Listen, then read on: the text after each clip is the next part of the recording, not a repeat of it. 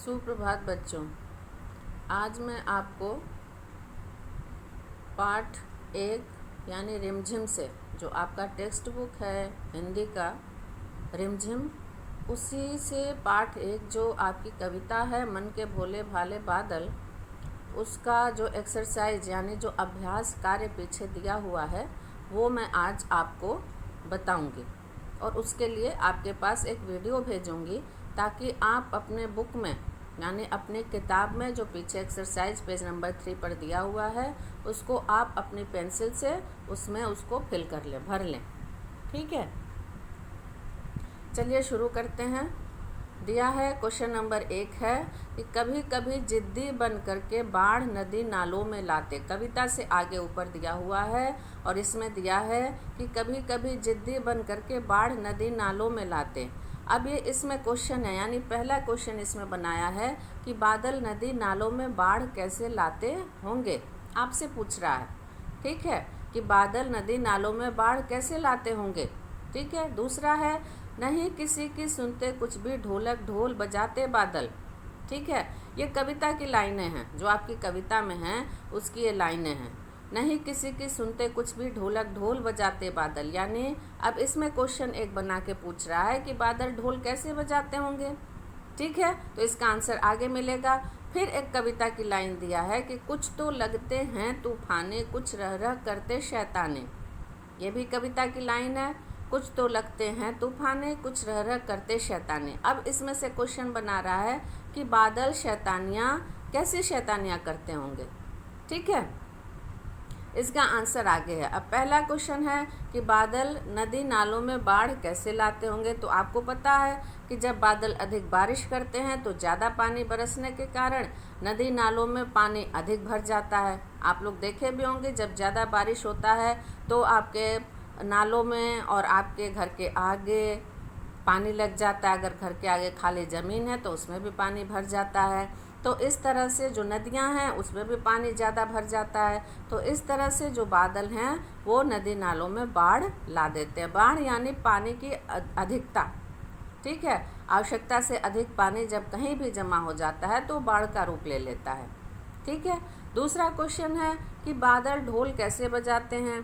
आपको भी पता है कि बादलों के बार बार टकराने से तेज आवाज़ होती है। आकाश में आप देखते हैं कि जब बादल लगता है और बहुत बिजली चमकती है, तेज आवाज़ होता है। बादल आपस में टकराते हैं तो बिजली चमकती है, उसके बाद आवाज़ होता है। तो ऐसा लगता है, कभी ऐसा कह रहे हैं कि ऐसा लगता है कि मानो बादल ढोल बजा रहे हैं। ठीक है, अब तीसरा क्वेश्चन है, आपके कविता से ही जो कविता की लाइन दी थी उसे तीसरा क्वेश्चन बनता है कि बादल कैसी शैतानियाँ करते होंगे। तो आपको भी पता है, हमको भी पता है कि बादल कभी शांत दिखाई देते हैं, यानी लगता है कि बारिश होगी ही नहीं। ठीक है, तो एकदम से शांत रहते हैं, बारिश होगी नहीं, अचानक से बारिश कर देते हैं। जितने भी कपड़े लत्ते बाहर होते हैं, कोई भी सामान हम बाहर डालते हैं वो फट से भीग जाता है। तो ये एक तरह की शैतानी हो गई। फिर क्या होता है, कभी टकरा कर ज़ोर ज़ोर से गरजते हैं। ठीक है, कभी रिमझिम बारिश करते हैं, इतने ज़ोर से गरजते हैं लगता है कि बाप रे कितनी तेज़ बारिश होगी। ठीक है, तो ये भी उनकी शैतानी है। कभी रिमझिम बारिश करते हैं, कभी तेज़ बारिश से नदी नालों में बाढ़ ला देते हैं। बादल इसी प्रकार शैतानियाँ करते हैं। ठीक है, कितना भी सोचे कि बारिश बंद हो जाए, बारिश बंद हो जाए, लेकिन बारिश नहीं बंद होती है। तो इस प्रकार बादल जो हैं इस तरह की शैतानियाँ करते हैं कवि के अनुसार। इसके रचयिता कौन है, यानी इसके कवि कौन है, आपको पता है, कल्पनाथ सेन। ठीक है, अब दिया है कि कैसा और कौन। ठीक है, तो पहला क्वेश्चन है कि सूरज सी चमकीली थाली, ये आपको उदाहरण दे दिया है। ठीक है, अब दिया है चंदा सा, तो इसमें आप लिखेंगे मुखड़ा और इसमें लिखेंगे चंदा सा सुंदर मुखड़ा। ठीक है, हाथी सा मोटा आदमी, जोकर सा हंसाने वाला आदमी, परियों सा सुंदर बच्चा, गुब्बारे सा फूला हुआ पेट, ढोलक सा मोटा पेट। ठीक है, अब देखिए इधर इसका आंसर भी दिया हुआ है। क्या दिया है, सूरज सी चमकीली थाली, चंदा सा गोरा मुखड़ा, हाथी सा भारी भरखम आदमी, जोकर सा हंसमुख स्वभाव, परियों सा सुंदर पंख, गुब्बारे सा फूला पेट, ढोलक सा बजता डिब्बा। ठीक है, तो ये आप अपने बुक में इसको फिल कर लीजिएगा यानी भर लीजिएगा। ठीक है, अब दिया है क्वेश्चन दिया है कि तूफान क्या होता है, बादलों को तूफानी क्यों कहा गया है, ये हम आपको कॉपी में भी लिखवाए हैं। तो इसका आंसर देखिए दिया है कि जब नमी से युक्त गर्म हवाएं बारिश के साथ तेज़ी से ऊपर की ओर आती हैं, ये आपका वो है, क्या कहते हैं, वाटर साइकिल है। ठीक है, आप ईवीएस में इसको पढ़ेंगे। तब तूफान की स्थिति बनती है जिसमें तेज हवाएं चलती हैं, आकाश में गहरे बादल छा जाते हैं, काले बादल, उनके बीच यानी मध्य बिजली भी कड़कती है, इससे ही तूफान पैदा होता है, इसलिए बादलों को तूफानी कहा गया है।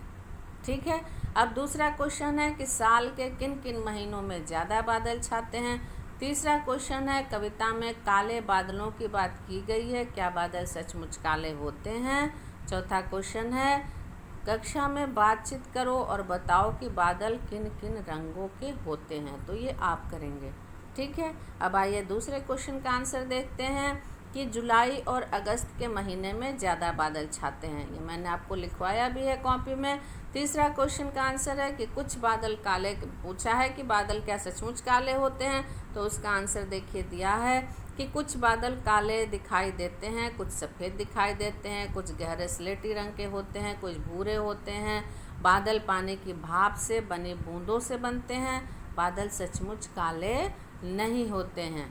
ठीक है, जब एक जगह ज़्यादा बादल, ज़्यादा पानी वाले बादल इकट्ठे हो जाते हैं तो वो काले दिखाई देते हैं। ठीक है, अब तीसरे क्वेश्चन का आंसर है जो आपसे कहा है कि आप इसको करिएगा आपस में डिस्कस, तो उसका ये डिस्कशन भी इसमें कर दिया है कि बादल काले, गहरे, स्लेटी और सफ़ेद रंगों के होते हैं। सूरज की किरणों के कारण वे सुबह और शाम को लाल, केसरिया रंग के भी दिखाई देते हैं। बादल छाता है तो ये ना समझिए कि सूरज चला गया, सूरज आकाश में रहता है, बादल आकाश में छाते हैं तो सूरज तो रहता है, लेकिन बादल के कारण सूरज दिखाई नहीं देता है, तो उसी की जो किरण निकलती है उसी के हिसाब से बादल के रंग दिखाई देते हैं। ठीक है, अब दिया है कविता में बादलों को भोला क्या कहा गया है, इसके अलावा बादलों के लिए और कौन कौन से शब्दों का इस्तेमाल किया गया है। अब ये आपको बताएगा। काले काले डरावने बादल, देखिए इसमें बनाया है बादल, गुब्बारे से गालों वाले वो भी बनाया है, हल्के फुल्के वो भी बनाया है। अब दिया है म से मतवाले, जी से जिद्दी, शैतानी, तूफाने। ठीक है, अब दिया है क्वेश्चन कुछ अपने थैलों से चुपके झरझर झर बरसाते पानी, पानी के बरसने की आवाज़ है झरझर, पानी के बरसने की कुछ और आवाज़ें लिखो। तो इसमें देखिए दिया है टप टप टप, टिप टिप टिप, रिमझिम, छम छम, छप छप छप, चट चट चट, ये पानी की आवाज़ें। ठीक है, अब दिया है बादलों की तरह पेड़ भी अलग अलग आकार के होते हैं, कोई बरगद सा फैला हुआ, कोई नारियल के पेड़ जैसा ऊंचा और सीधा।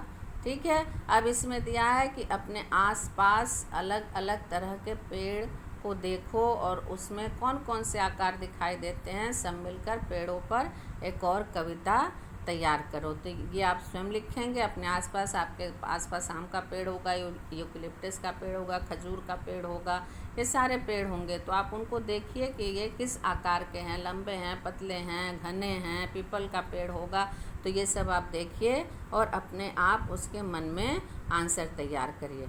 ठीक है, अब कविता देखिए इसमें बताया है लंबा पेड़, छोटा पेड़, पतला पेड़, मोटा पेड़, ये सारे अभी मैंने आपको बताया, ये सब आप उसमें देखेंगे और देख करके और उसको लिखेंगे, उस पर एक अच्छी सी कविता बना करके लिखेंगे। कॉपी में मत लिखिएगा, अपने आप उसको प्रैक्टिस करिएगा कि आपको कविता लिखने आ रहा है कि नहीं आ रहा है। और इस तरह से ये आपका एक्सरसाइज कंप्लीट हो गया और आप इसको अपनी बुक में इसको फिल कर लीजिएगा और कविता लिखने का प्रयास करिएगा कि आपको आता है कि नहीं आता है। ठीक है, फिर जब क्लास चलेगी ऑफलाइन तो फिर मैं आपको बताऊंगी कि कविता कैसे लिखते हैं। ठीक है, धन्यवाद बच्चों।